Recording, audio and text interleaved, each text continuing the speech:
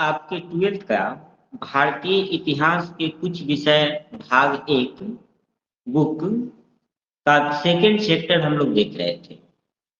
आज के क्लास में हम लोगों को सेकंड चैप्टर के पॉइंट 7 जो पेज नंबर 45 पर है इसे देखेंगे। हम लोग इसको लाइन बाय लाइन विश्लेषण के साथ देखेंगे ताकि किसी भी लाइन में कहीं पर कोई प्रॉब्लम आपको नहीं रह जाए। तो देखते हैं पॉइंट 7 है मूल बातें। अभिलेखों का अर्थ कैसे निकाला जाता है।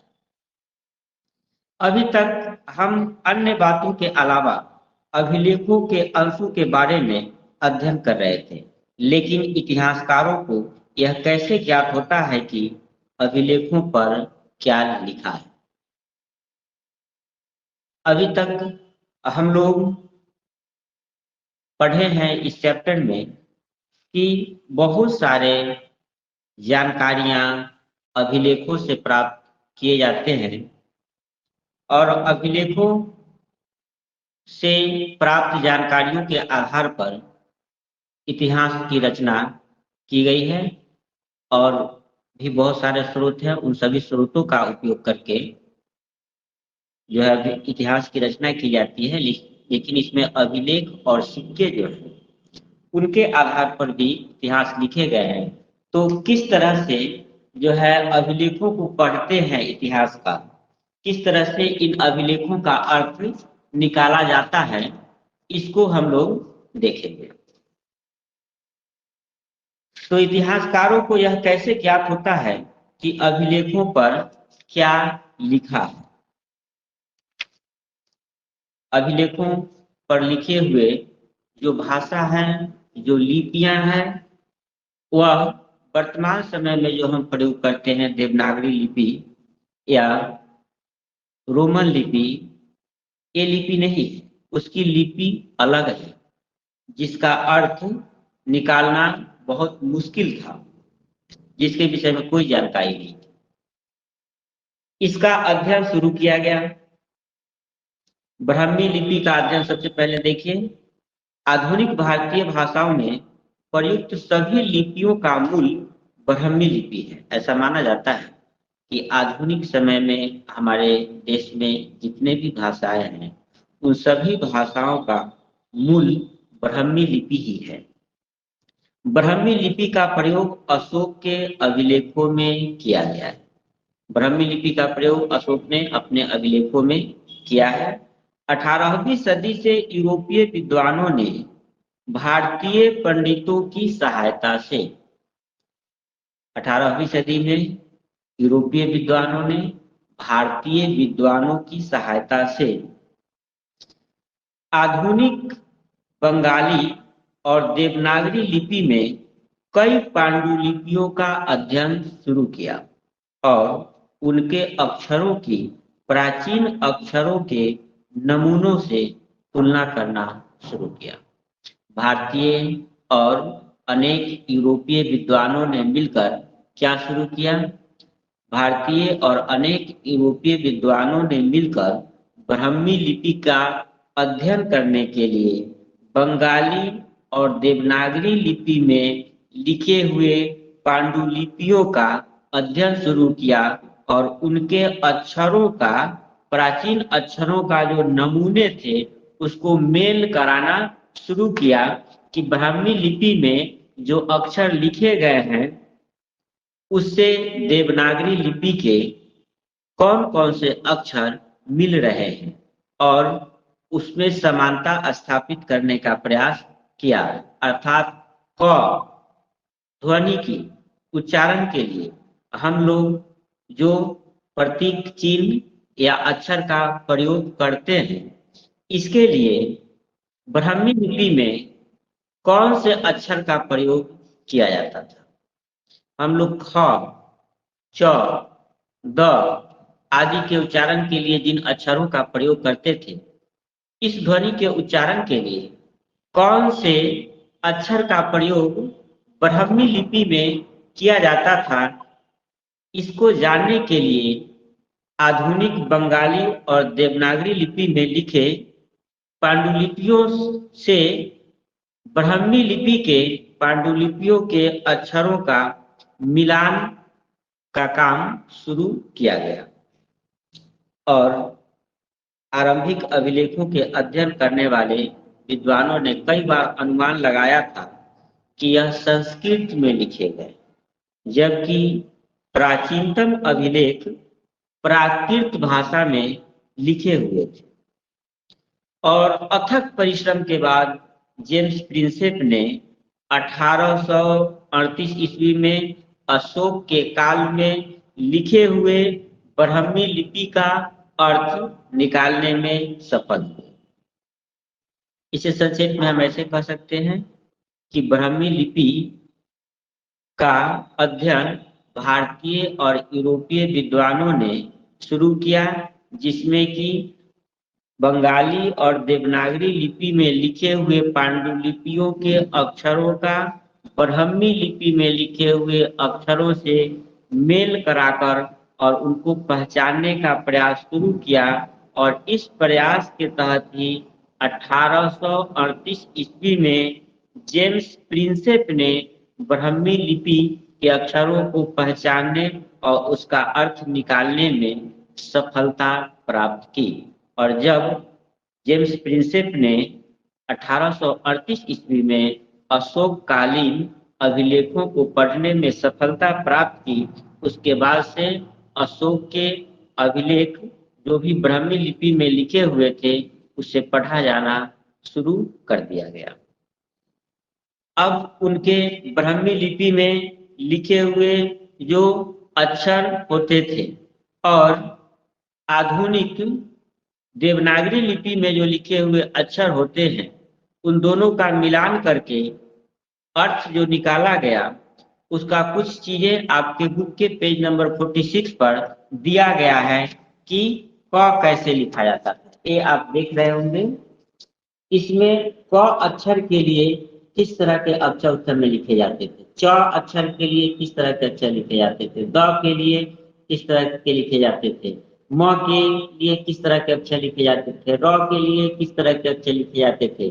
इन अक्षरों का पहचान किया गया कि देवनागरी लिपि के अक्षरों के लिए कौन से अर्थ, कौन से अक्षर उस समय प्रयोग किए जाते थे। जैसे क जो ध्वनि निकलती है, इसके लिए हम देवनागरी लिपि में इस संकेत का प्रयोग करते हैं।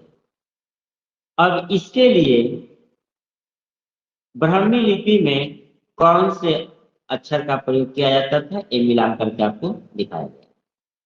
च के लिए कौन सा अक्षर का प्रयोग किया जाता था, इस तरह से ढ के लिए कौन सा अक्षर प्रयोग किया जाता था, द के लिए कौन सा अक्षर प्रयोग किया जाता था। इस तरह से अक्षरों की पहचान की गई और अक्षरों के पहचान करने के बाद ब्राह्मी लिपि को पढ़ा जाना संभव हुआ। इसी तरह से खरोष्टी लिपि को भी पढ़ा गया।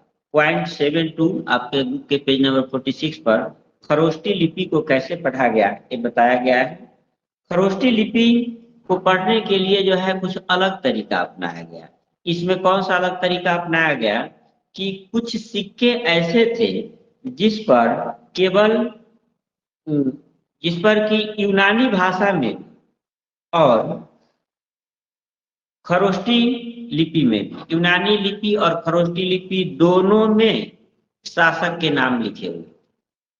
जैसे कि अभी वर्तमान समय के आप सिक्के देखते होंगे, उसमें हिंदी में भी भारत लिखा होता है और उसके लिए इंग्लिश में इंडिया लिखा होता है।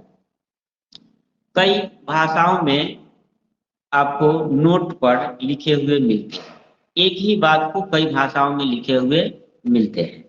तो इस तरह से उस समय जो सिक्के मिले थे, उन सिक्कों में यूनानी भाषा में भी लिखे गए थे और खरोष्टी में भी लिखे गए थे। तो यूनानी लिपि का जो शब्द अक्षर था और खरोष्टी लिपि का जो अक्षर था, उन दोनों का मिलान किया गया। यूनानी लिपि के अक्षरों और खरोष्टी लिपि के अक्षरों को मिलान करने के बाद उनका पहचान किया गया कि यूनानी के कौन से अक्षर के लिए खरोष्टी में कौन से अक्षर प्रयोग किए जाते थे। जैसे कि सिक्का पर अपोलोडोटस लिखा हो। अपोलोडोटस के लिए यूनानी भाषा में जो लिखे गए थे, यूनानी भाषा जानने वाले लोग आज भी जानते हैं। और खरोष्टी को नहीं पढ़ सकता था कोई। तो यूनानी भाषा के जो जानकार विद्वान थे, उन्होंने इस खरोष्टी का अर्थ निकालना शुरू किया कि यूनानी में अपोलोडोटस लिखा हुआ है और वही खरोष्टी में भी लिखा हुआ है, तो फिर अ अक्षर के लिए खरोष्टी लिपि के कौन से संकेत का प्रयोग किया गया है? पोल के लिए कौन सा अक्षर का प्रयोग किया है? लो के लिए कौन सा अक्षर का प्रयोग किया है? डो के लिए कौन सा प्रयोग किया है? ट के लिए कौन सा प्रयोग किया है? स के लिए कौन सा अक्षर का प्रयोग किया गया है? इस तरह से अक्षरों का मिलान करके और अक्षरों का पहचान किया गया और फिर खरोष्टी लिपि के अर्थ को पढ़ना संभव हुआ। आपके बुक में क्या लिख रहा है, इसको हम लाइन बाय लाइन भी देखेंगे। इसमें लिख रहा है, पश्चिमोत्तर के अभिलेखों में प्रयुक्त खरोष्टी लिपि के पढ़े जाने की कहानी अलग है। ये मैं पहले बता चुका हूं आपको। इस क्षेत्र में शासन करने वाले हिंद यूनानी राजाओं द्वारा बनाए गए सिक्कों से जानकारी हासिल करने में आसानी हुई। हिंद यूनानी शासक जो प्रथम से द्वितीय शताब्दी ईस्वी पूर्व में थे, उनके द्वारा जो बनवाए गए सिक्के थे, उससे खरोष्टी लिपि को पढ़ने में सहायता मिली। कैसे सहायता मिली? तो इन सिक्कों में राजाओं के नाम यूनानी और खरोष्टी लिपि में लिखे गए। इन सिक्कों पर राजाओं के नाम यूनानी लिपि में भी लिखा हुआ है और खरोष्टी लिपि में भी लिखा हुआ है।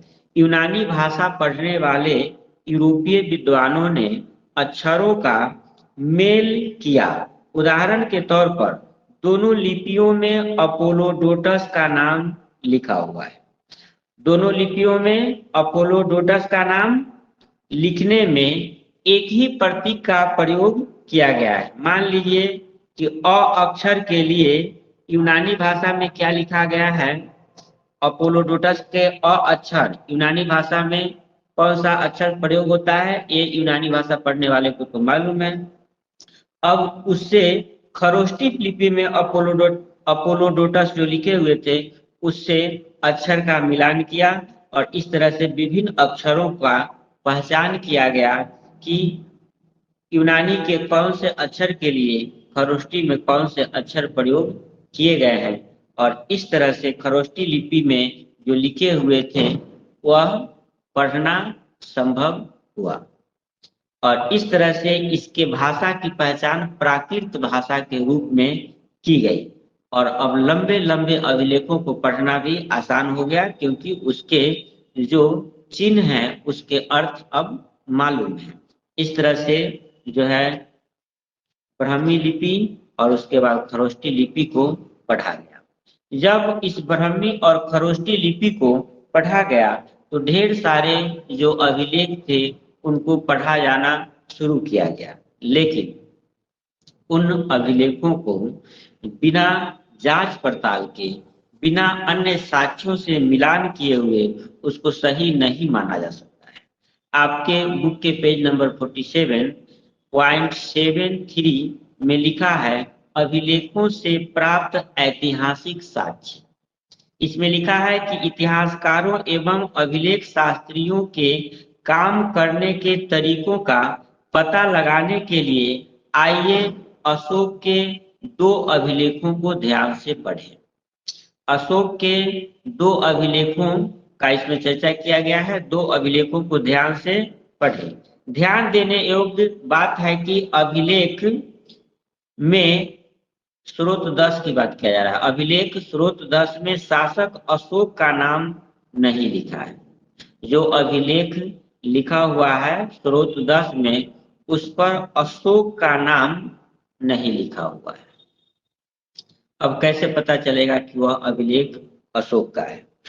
लेकिन उस अभिलेख पर अशोक द्वारा अपनाई गई उपाधियों का प्रयोग किया गया है, जैसे कि देवनाम प्रिय, जिसका अर्थ होता है देवताओं का प्रिय, और प्रियदर्शी, जिसका अर्थ होता है देखने में सुंदर। ये दोनों देवनाम पिय और पियदस्सी, यह दोनों क्या है? यह दोनों अशोक द्वारा अपनाई गई उपाधि है। अशोक के कुछ अभिलेखों पर उसके नाम के साथ इन उपाधियों को भी लिखा गया है। देवनाम पिय या पियदस्सी, यह दोनों उपाधियां हैं। इन उपाधियों का प्रयोग कई अभिलेखों में अशोक के नाम के साथ किया गया है, और कुछ अभिलेख पर अशोक नहीं लिखा हुआ है, सिर्फ देवनाम पिय लिखा।